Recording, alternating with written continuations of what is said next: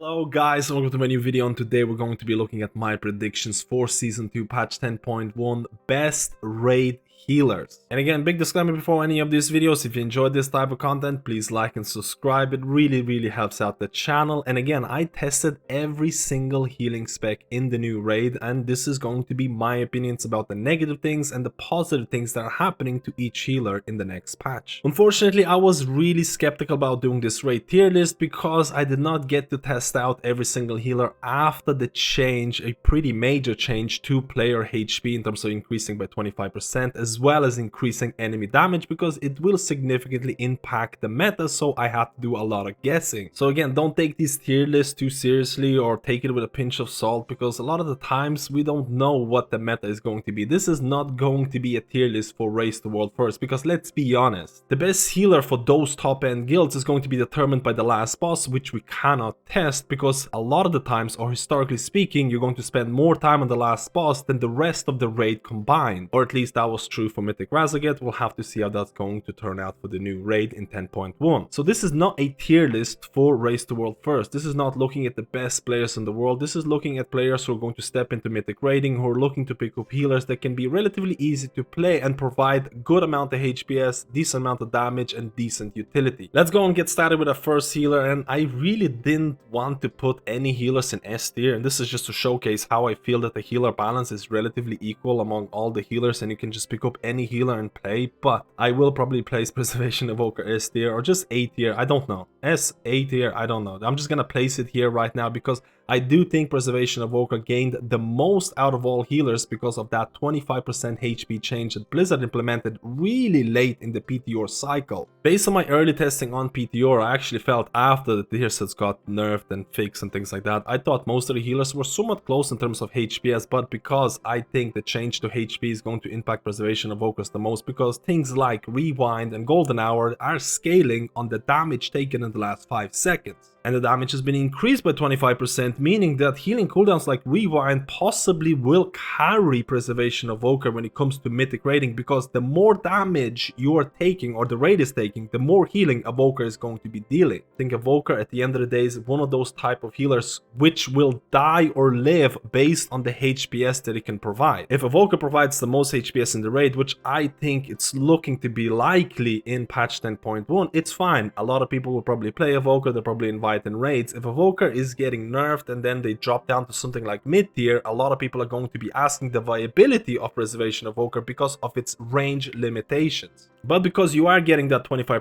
HP increase, the tier set for Preservation Evoker is very strong in terms of pure HPS throughput. The 2 set alone is going to impact your Dream Breath in a very positive way, because you're also going to pick up talents like Renewing Breath, which is again making Dream Breath even more powerful. On top of that, there's very interesting interactions with Spirit Bloom, because Spirit Bloom is going to apply HOTS on your raid members. It also works with echoes, so you can do ramps where you apply as many echoes as possible in raid and then press Spirit Bloom and apply HOTS on a lot of your raid members. There's a lot of assumptions here. We'll have to see which build is going to be the most popular for Evoker. There is a possibility of Emerald Blossoms making a comeback, or at least making an appearance in this expansion as being one of the main builds, but this is yet to be discovered. So because of these reasons, I do think the Preservation Evoker possibly will be the best HPS healer. We'll have to see if there's going to be more changes, but you do have that range limitation, which means you will have to play around it, especially for certain fights where people are more spread. And on top of that, your DPS as Evoker is going to be lower than Season 1, because in Season 1 you had tier set or the 4 set bonus, which empowered your Living Flames, you had your Evoker staff, and again, it's a lot harder for you to pick up those DPS talents without sacrificing too much healing. We'll have to see which build is going to prevail for Evoker in 10.1. And Evoker's utility can be classified in 2 different categories. It can be something that you absolutely need, or it's mandatory, or sometimes you are not really forced to even bring Evoker, because let's be honest, if the last boss in the new raid is going to be somewhat similar to Mythic Razaget was literally made for Preservation Evoker or Evokers in general, because you needed that rescue, you needed that time spiral in order to progress the early stages of Mythic Razaget. If the last boss in the new raid is going to be anything similar to that, Evoker's utility is going to shine through. But let's face it, there's a lot of the times where you don't need that utility from Evoker, and the Evoker class buff is not all that fantastic.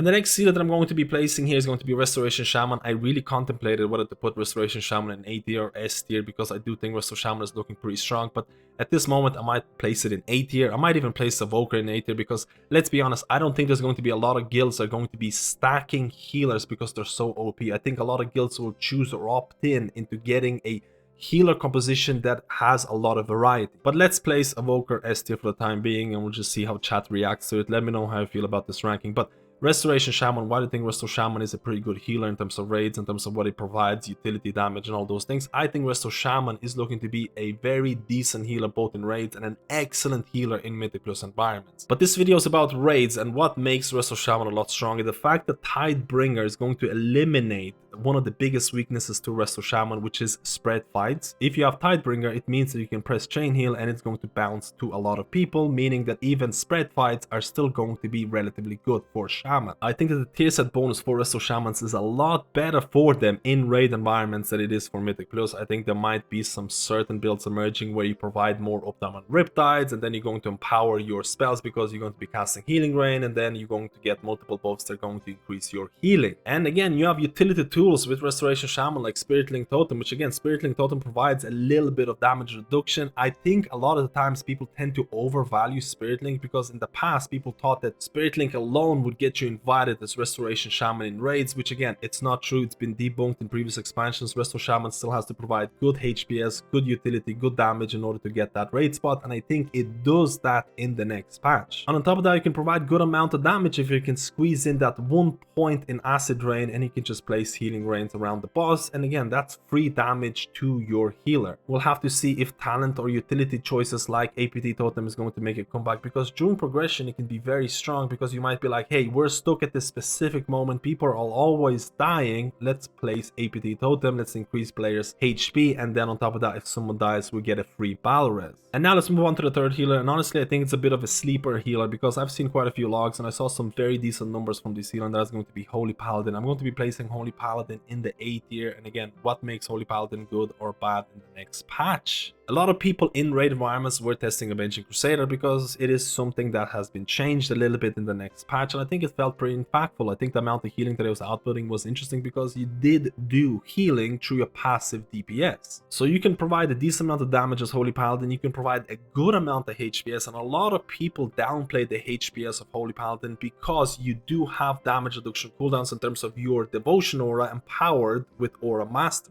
And you could make a claim that because Blizzard is increasing the damage taken to players, damage reduction cooldowns are going to climb a little bit in terms of effectiveness. So when you take everything into account that Holy Paladin provides in terms of damage that he can provide, in terms of passive DPS that turns into healing, in terms of the HPS that he provides, in terms of damage reduction that he has, I think Holy Paladin is going to be a very, very solid raid healer. And I think Holy Paladin's variability is also going to depend on the power of tanks. If tanks are going to be hammered in the new raid, you will have utility through your beacon healing. I've heard mixed opinions about the tier set, and I think I need to test it out a bit more. I was running Light's Hammer, and again, during Light's Hammer windows, I was getting a lot of holy power generation, which are able to turn into extra HPS or DPS if that is needed during the boss encounter. And very recently, there has been some massive buffs to the tier set for Holy Paladin, which are definitely going to be felt in all forms of content. And I think there's going to be a decent amount of guilds trying to stack Paladins in general in order to provide maximum uptime on Devotion Aura in terms of damage reduction, and the new Red Aura in terms of providing additional healing and DPS to the whole raid group. And now let's move on to the next healer, and I think this is going to be a spicy part of the tier list because I think there's going to be a lot of people who might disagree with my choice, but because this list is not made for Race to World First guilds, I'm still looking at Discipline Priest, but I'm not going to be placing Discipline Priest in A tier. I think if you are a really good Discipline Priest who's prepared to look at logs, who's prepared to look at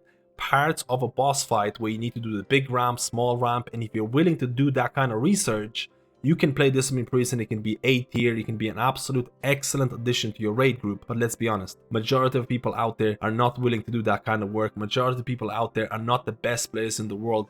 there is going to be players who are going to be looking at Race to World first, and they're going to be looking at Discipline Priest doing good HPS, good damage, good utility, providing PIs to the right targets. And you might be like, I'm gonna try out Discipline Priest in my raid group without doing any research. You go into your raid composition, you might be doing Mythic or whatever, and you're like, hey, why am I bottom of the meters? Because you need to put in so much effort. And this is why I'm placing Discipline Priest in B tier at this moment. I generally believe that damage reduction healers are going to have a lot of value in the new raid, and if you can play them really well, you're going to have a really good time. But the fact that Discipline Priest, you don't have Spirit Shell anymore, you cannot snipe every Uda healer, you actually have to play in unison with your healing composition. You have to anticipate when damage is going to happen, you have to start applying your atonements, you have to make sure that, hey, I might have to move during my big ramp, how do I play around this? If you can do that, Discipline Priest is going to be really fun, and I think Discipline Priest is going to tick a lot of boxes for a lot of healers out there. It provides passive damage, turns that passive damage into HPS, it provides damage reduction cooldowns in terms of barrier, and even if the fight requires a lot of spreading, best guilds in the world can really make barrier work because of the organizational capabilities. But let's be honest, the amount of top tier Discipline Priests out there, it's very limited. If you're willing to go for that challenge, you can make it work, but majority of the people, I think you can just swap to Holy Priest and probably have a lot better time in terms of maximizing your HPS for relatively less effort. And in terms of the tier set, I think the tier set is going to provide a lot of gameplay enjoyment for Discipline Priest. I think the fact that it's going to empower your power with Radiance feels pretty impactful. I think the fact that you can get instant Radiances can actually feel so much better when you're applying for that big or small ramps during raid boss encounter. But just be aware of the disclaimer that I'm saying about Discipline Priest. If you can put in the work, you can have really good time, but if you're looking for an easy healer, this is not going to be the right choice for you. And now let's move on to the next healer. In my opinion, it's going to be Holy Priest, and people might be like, why are you placing Holy Priest to the same tier level in terms of Discipline Priest? Because of skill levels. If you're a god tier Holy Priest that's being forced to play Discipline, and you can only have, or if you play Discipline to an average extent, don't play Discipline. You're probably going to provide more value to your raid as Holy Priest who can play this class really well. And again, the roles can be reversed depending on your skill levels. Now, in my opinion, Holy Priest is probably arguably one of the easiest healers to get good HPS for the least amount of effort, because your tier set empowers your Prayer of Mending even further, meaning that you just have to press this button in order to provide a lot of free healing to the raid group. Now, in terms of my early testing for Holy Priest was absolutely banging in terms of HPS. I was running that Miracle Worker build with Divine Images, and honestly, the HPS was really strong, especially in those raw type of fights where your mastery was allowed to do its work. But I'm still very skeptical about Holy Priest because I did not get to test it out after the recent changes to some of your talent builds. Divine Image, Dazzling Light have been severely nerfed, which means you might have a new talent build emerging in that raid environment. Things like Healing Cores have been changed. We'll have to see how this is going to impact that talent build. Again, I am relatively skeptical because I did not get to test these changes. I still think you can provide a lot of HPS in raids. I think Holy Priest feels a lot better in raid environments than it does in Mythic Plus. And the fact that Priest can provide Power Infusion, let's take a scenario where every single healer provides a similar amount of HPS. Power Infusion can actually be the defining factor for a healer becoming meta. So I think Priest class in general is going to be relatively close in terms of power, depending on your skill level, because if you can make Discipline Priest work, it's going to be the best choice in Mythic raiding. But if you're really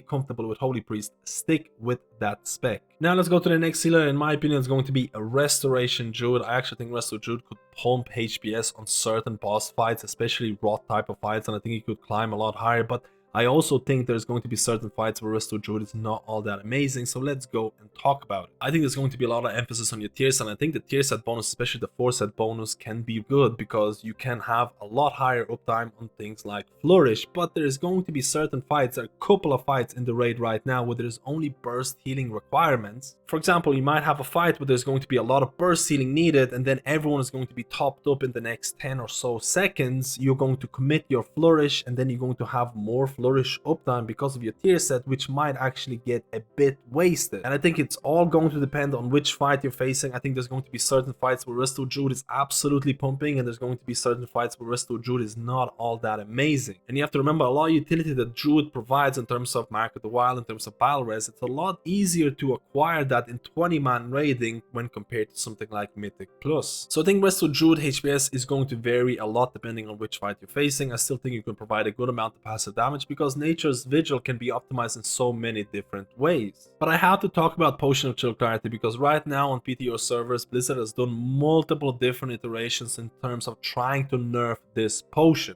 They're looking at ways of adding or incurring a GCD penalty when you're using this. We'll have to see where Blizzard is going to finish up with this because I don't even know at this point because they've done so many different changes. But my assumption is that they're trying to nerf this, which means that Resto Druids in particular are going to really hit the penalty of this nerf. Resto Druids in Season 1 would heavily rely on Potion of Chill Clarity. They would actually use Potion Absorb inhibitors, maybe even multiple of these embellishments in order to turn that extra mana or free casting into additional HPS. If Blizzard will end up nerfing this potion in a significant way, Resto Druids will definitely feel the effects of this nerf. And now let's move on to the last season, that's going to be Mistweaver Monk. I think a lot of people have a lot of negative opinions about Mistweaver Monk, and I'm going to be placing Mistweaver Monk in B tier because again, I'm still on that hopium copium type of thing. I still think Mistweaver Monk can provide a decent amount of HPS and a decent amount of utility in raid, but I do think the fact that Blizzard nerfed the tier set significantly, they did say they're going to add a short internal cooldown, which ended up being 6 seconds, and this really negatively impacted your 2-set bonus. It really negatively impacted the uptime of your 4-set bonus, which would actually empower your Vivifies and things like Renewing Mists. When I was testing Mistweaver Monk, that was before the nerfs to the tier set. Honestly, you had infinite mana. It would be hard for you to use up all the mana during raid boss encounters. You could actually spam Vivifies when you had enough Renewing Mist out there just to burn through that extra mana resource. But with the new changes to the tier set, you can definitely feel those nerfs. I think there could be some new builds emerging for Mistweaver Monk in raid environments in terms of trying to optimize the spread of your Renewing Mist, and that could be relatively interesting. When I was testing Mistweaver Monk, I could provide a good amount of HPS, a good amount of passive damage, but I do fear for the impact of the tier set nerf. I think they could revert it or maybe add additional changes to Mistweaver Monk to make it feel a bit more impactful in that raid environment. I think there's going to be a lot of guilds when looking at Mistweaver Monk. They might be saying, hey, we cannot get Windwalker Monk, we don't have a Windwalker, we don't have a Brewmaster, we need to invite a Monk, and we might look at Mistweaver Monk in order to provide that Mystic Touch raid debuff because it's relatively important. But I think the fact that you could have different builds depending on how many mobs you're facing in that boss raid encounter can only make this healer a bit more interesting because it provides a lot more variety. So I think if you enjoy Mistweaver Monk, you should stick with Monk because in my opinion, it's still the most fun melee healer in Dragonflight. And to summarize my video, while I was editing, I decided to make a couple of changes because I want to make a tier list, one that's aimed more towards casual players who are looking to achieve good HPS numbers with relative ease, and one for more hardcore players who are looking to min-max every single aspect of their class. And while making this video, there's already been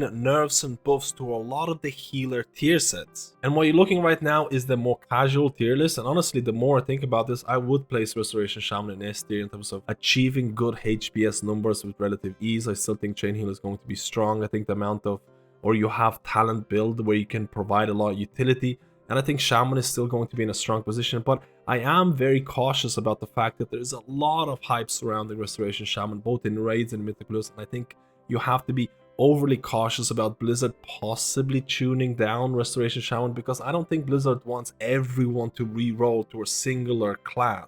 And because this is a more casual tier list, this is why Discipline Priest is not higher. You can actually lower Discipline Priest if you're looking at the amount of effort you have to put in order to achieve good numbers, because Discipline Priest is by far the hardest healer to play. You have to look at things like when I'm going to do my big ramp, when I'm going to do my small ramp. You have to look at the damage patterns of raid bosses. A lot of things you need to look and learn with Discipline Priest when you can just swap to Holy Priest and just do good HPS numbers in way easier way. This is why I think Discipline Priest is very interchangeable with Holy Priest if you're not looking for that hardcore play. Now on the flip side, if you're assuming you're going to play your class to absolute maximum in terms of min-maxing, I think the tier list would look very different. I actually don't want to place any healer in S tier because I'm more, or I like to put more emphasis on what the group composition might look like. I think these healers right here provide a lot of reasons to be invited in raid. Reservation of Evoker is providing a lot of HPS right now. Even with the nerf of the tier set, I still think Reservation of Evoker is going to be a solid HPS healer, and possibly,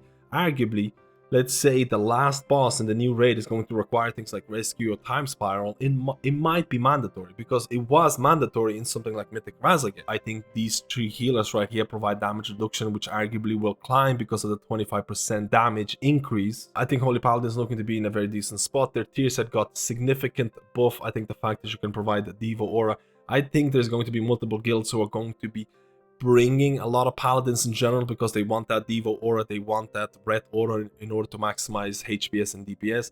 Discipline Priest, if you can play Disc to a really high extent, it's always going to be a healer that will have a spot in raid, in my opinion, because you're providing a lot of passive damage, you're providing a lot of healing if you know when to ramp and how to do it properly. And on top of that, you provide the best damage reduction cooldown in terms of barrier, and if you can work around the stacking requirements of barrier, it can be very, very strong. And then the healers below them, I would consider them to be a bit more of a filler healers right now. You can still find a raid spot. Resto Druid can provide a lot of HPS, especially if their tier set allows for that damage patterns, especially rot type of fights. I think Holy Priest can be really, really strong as well because you can provide so much healing for relatively little effort. And then I do have to mention that priests in general, they provide PI, and if you can put PI on the right target, that can be an insane amount of DPS, especially if you're fighting a boss that has really high DPS requirements. PI or Power Infusion can actually be the difference here. And in terms of Mistweaver Monk, you can provide a good amount of damage, you can provide a good amount of HPS. Again, we'll have to see if there's going to be possibly new builds emerging, so there is a question mark about Mistweaver Monk, but a lot of the guilds might be like, we don't have a monk in general, so we're just gonna bring Mistweaver for that mystic touch alone. And I think that kind of utility can get you invited in a lot of these raid environments depending on your group or raid composition. So you might be memeing and saying like, why are you placing so many healers in the same tiers and things like that? There's a reason. I want people to realize that the difference between healers, it's not that big. You can play or stick with the healer that you enjoy and have a really good time both in casual and hardcore raiding.